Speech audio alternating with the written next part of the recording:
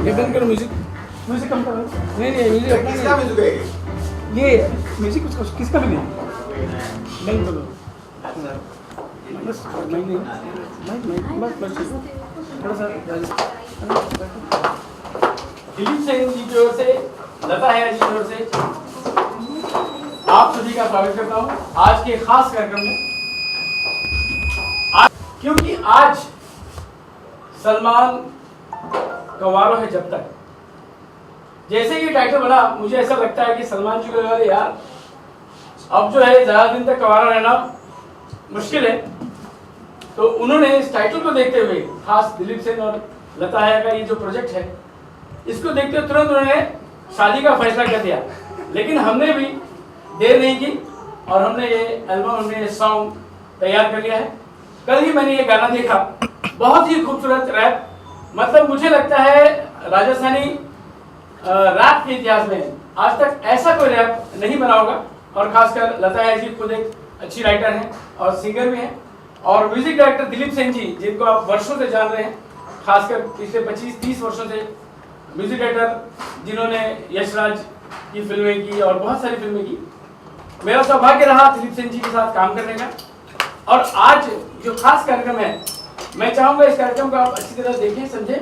और ये पहला रैप जो राजस्थानी में बना हुआ है इसको आप सुनेंगे, और मैं चाहूंगा जो संगीतकार हैं दिलीप सेन जी इस प्रोजेक्ट के बारे में, इस काम के बारे में थोड़ी सी रोशनी दें। पहले तो मैं एक ये बात कहना चाहूंगा कि सलमान की शादी, ये हमारी लाडली बहन लता है जी, मतलब मैं सिर्फ हिंदुस्तान में नहीं, विश्व विख्यात शायरा हैं, कवित्री हैं। इनके साथ पहले भी मैंने काफ़ी काम किया है, फिल्मों के अलावा प्राइवेट में और फिल्मों में।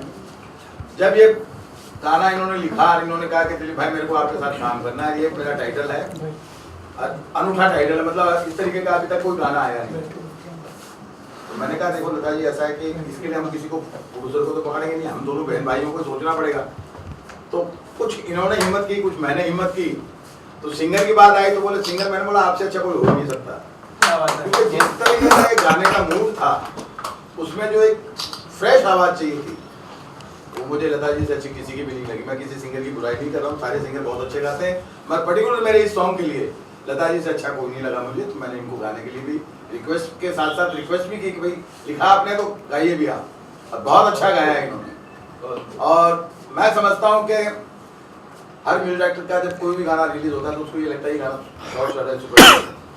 मुझसे भी लोग पूछते हैं कि भाई इसके बारे में क्या कहें। मैं इस गाने के लिए इतना ही कहूँगा कि हर गाने के बाद उसकी पहचान बनती है म्यूजिक डायरेक्टर की। जैसे ओले ओले के बाद हम लोग दिलीप सेन, समीर सेन बने, उसके बाद कई फिल्में मेरी हुई उनके बाद, मगर इस गाने के बाद में ये हो जाएगा कि दिलीप सेन और समीर सेन की जो जोड़ी ने ये काम किया है, मतलब सलमान कुमार, अब इस शब्द को लेके अब उसको गाने की शक्ल देना और उसको लेखनी में मैं समझता हूँ कि लता जी के अलावा किसी के बस का नहीं था कि इस गाने को इतना साफ सुथरा, इतने अच्छे ढंग से लिखना।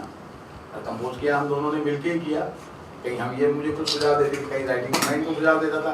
अरे बहुत ही अच्छा गाना बन पड़ा जो अभी आप देखेंगे। मैं रिक्वेस्ट करूँ लता है जी से कि लता जी इस प्रोजेक्ट के बारे में, इस खास अनूठा प्रोजेक्ट है इसके बारे में कुछ शब्द बताएं।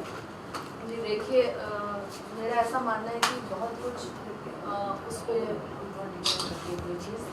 और मैं आज जब मुंबई शिफ्ट हुई थी तो दिलीप जी से मिलने आई थी, और पहली बार जब मैं मिलने गई तो मेरा जो है पर्स कट गया, जेब कट गई, और मैंने उसके बाद जाना ही छोड़ दिया, मतलब गाने लिखने के मैंने कोशिश की थी कि मैं एज अ लिरिसिस्ट मतलब एस्टेब्लिश हूँ। फिर उसके बाद कुछ ऐसा हुआ कि 20 साल बाद अचानक मेरे से दिलीप जी टकराए, हम लोग सेम ही एरिया में आ गए, वहाँ पे टकराए और एक बातचीत का सिलसिला शुरू हो गया। ये गाना एक लंबा इतिहास, इस गाने का बहुत लंबा इतिहास है। मैंने इसको 1-1.5 साल पहले लिख के रखा था किसी फिल्म के सिलसिले में, लेकिन जिसको बोलते हैं कि बहुत बहुत हादसे झेले इसमें और बहुत सारे वाक़यात हुए, बहुत सारे किस्से इस गाने के साथ जुड़े हुए हैं। और फिर ऐसा हुआ कि मुझे लगा बहुत हो गया, तो मैंने दिलीप जी को एक बार आके कहा कि दिलीप जी एक गाना है और पता नहीं क्यों मेरा दिल चाहता है कि इस गाने को जो है अब कहीं ना कहीं मेरे जहन में ये भी था कि इससे अच्छा दिलीप जी से अच्छा इस गाने को कोई नहीं बना सकता, क्योंकि जैसा गाने का मूड था जो राजस्थानी लिए, और मेरे जहन में कहीं ना कहीं था कि राजस्थानी लैंग्वेज को एक रैप के साथ उसको जो है पेश किया जाए। तो मैंने दिलीप जी को दिखाया तो दिलीप जी बोले चलो ठीक है बैठते हैं, और फिर एक सिलसिला शुरू हो गया। और वो बैठते बैठते मतलब कहाँ से शुरू हुआ था ये गाना और कहाँ पे आके खत्म हुआ। और हम मतलब दुआ करते हैं कि सलमान खान की जो है शादी हो जाए, लेकिन और एक क्योंकि मैं एक राइटर हूँ, राइटर के लिए हर समाज का जो भी इशू होता है बहुत ज्वलंत होता है जिसको बोलते हैं। और हाँ, क्योंकि सलमान खान भी बहुत रेप्यूटेड एक्टर हैं हमारे समाज के लिए और उनके फैंस के लिए बहुत बड़ी समस्या है, एक ज्वलंत मुद्दा है कि वो शादी कब करेंगे, शादी कब करेंगे। तो जैसे हम दूसरी सारी समस्याओं को उठाते रहेंगे स्टेज पे, चाहे वो दहेज है, चाहे वो रेप है, या चाहे कुछ हो, चाहे किसानों की आत्महत्या हो, तो मुझे लगा कहीं ना कहीं ये भी जो है एक बहुत ही बड़ी प्रॉब्लम है। चाहे हम उनके घर वालों की आवाज़ बन के बोले, उनके फैंस की आवाज़ बन के बोले, हिंदुस्तान की आवाम की आवाज़ बन के बोले। और मुझे ये भी लगा क्योंकि मैं मुशायरों के मन से ताल्लुक़ रखती हूँ, तो मुझे था कि सिंगर के साथ साथ हया भी उसमें साथ में रहे। तो मैंने कोशिश की कि बैलेंस्ड उसको ऐसा वीडियो बनाने की कोशिश की जाए जिसको पूरा परिवार साथ में बैठ के देख सके, बच्चे भी एंजॉय करें, फैमिली वाले भी एंजॉय करें। और सलमान खान की शादी तो हो ही हम दुआ करें, लेकिन उसकी शादी के बाद भी इस वीडियो को जो है लोग देखना पसंद करें। तो एक संतुलित, जैसा कि मैं पता नहीं दिलीप जी मेरी बात से इत्तेफाक रखते हैं या नहीं रखते हैं, लेकिन मेरा ऐसा मानना है कि जहाँ हमारा कल्चर जा रहा है आज के दौर में, चाहे वो फिल्में हैं, चाहे वो ज़बान है, और चाहे वो वीडियो है, चाहे कुछ भी है, उसमें मेरी ये कोशिश की कि हम उन सारी बुराइयों को एक तरफ हटा के, ना कोई अश्लीलता है जिसमें, ना कोई आपको नग्नता देखने को मिलेगी, ना ही आपको बुरे अल्फाज इसमें देखने को मिलेंगे। तो मैंने कोशिश की कि एक साफ़ सुथरा वीडियो बना के पेश करने की कोशिश करें, जिससे हमारे हिंदुस्तान और हमारा भारत और हमारे हिंदुस्तान की तहजीब को भी जो है वो पोर्ट्रेट करता है, और बच्चे घर में फैमिली भी बैठ के देख सके। और मैं एक बात तो खास कहूँगा कि सलमान जी के लिए, सलमान खान जी के लिए, कि मैं समझता हूँ हिंदुस्तान ही नहीं पूरी दुनिया में ऐसा कोई शख्स नहीं होगा जो उनको प्यार नहीं करता। और उनकी मतलब शुभकामनाएं हर इंसान करता है कि दिनों दिन रात चौगनी वो सक्सेस रहे। हम लोगों ने भी जब गाना बनाया तो ये ज़रूर सोच के बनाया कि हम लोग अपनी तरफ से, जो हमारी तरफ से जो दुआएं हैं उनके लिए, जो प्यार है, वो इस गाने में आपको नज़र आएगा कि दिलीप सेन और लता हया जी ने दोनों ने मिलकर सलमान भाई के लिए बहुत प्यारा सा गाना कंपोज किया। और मैं समझता हूँ कि ये अपने जहन में रखा।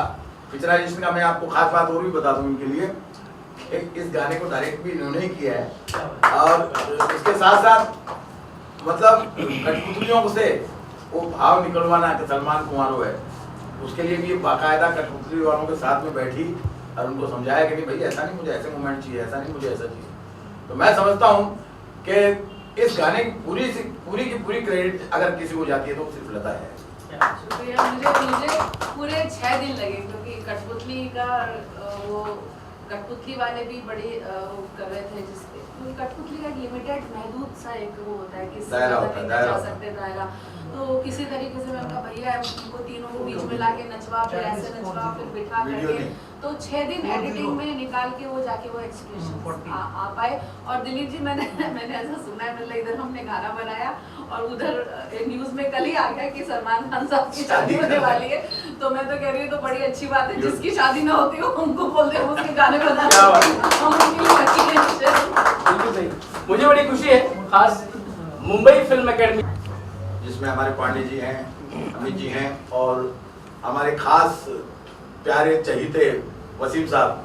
देखिए क्या होता है कि जब हम लोग कोई प्रोजेक्ट करते तो हमारे पीछे कोई पुरुषत्व तो था नहीं इनके पीछे कि ये कुछ भी फंक्शन कर सके, मगर इसमें मुंबई फिल्म एकेडमी ने हमको सहयोग दिया, वसीम साहब ने हमको सहयोग दिया कि नहीं आप लोग करिए, पैसे की खर्चे की कोई बात नहीं है, आपका प्रोजेक्ट लाने के लिए हम अपने भाइयों को, पत्रकारों को, मीडिया को बुलाएंगे और आपको दुआएं दिलाएंगे और पब्लिक तक ये मुंबई फिल्म एकेडमी के जरिए ये पब्लिक तक पहुँचेगी। तो मैं इन लोगों का तहे दिल से शुक्रगुजार हूँ, और जिस तरीके से बच्चों को अच्छी गाइड करके टैलेंट सिखा रहे हैं, मतलब मैं समझता हूँ कि मुझे फिल्म लाइन में हमारी चौथी पीढ़ी है, मतलब वर्षों से हम लोग बॉम्बे में ही हैं, तो ये पहले अपने आप की एक ऐसी एकेडमी है मुंबई फिल्म एकेडमी जिसने अपने बच्चों को प्रेजेंट किया। और मैं इनके लिए चाहूँगा कि जोरदार तालियों का स्वागत किया जाए कि पहली स्टूडियो है, इसमें जो भी आएगा वो बच्चे कामयाब हो। मैं मीडिया का भी तहे दिल से शुक्रिया अदा करती हूँ कि आप लोगों ने मुझे सहयोग दिया, क्योंकि हम क्या है, पूरी तुम हो तो तुम क्या हो। और हमारे जमालुद्दीन साहब साउथ अफ्रीका से ऑर्गेनाइजर हमारे मुशायरे के आए हैं, मैं यहाँ पे आए हैं, उन सबकी शुक्रिया अदा करती हूँ। और मुझे आप लोगों से एक बात और भी कहनी है कि अल्फाज के पीछे भी भागे, सिर्फ चेहरे और जिस्म के पीछे मत भागे। मैं बहुत साफ सुथरे कहने वालों में से हूँ। अल्फाज और शब्दों के पीछे भी भागे। राइटर को कहीं कोने में बिठा दिया जाता है, शब्दों को कहीं कोने में बिठा दिया जाता है। अगर अल्फाज नहीं है तो ना फिल्म की स्क्रिप्ट लिखी जा सकती है, अगर ज़बान नहीं है, भाषा नहीं है तो ना कोई गाना लिखा जा सकता है, ज़मीन नहीं है तो कुछ नहीं हो सकता, उस पर कोई पौधा खड़ा नहीं हो सकता।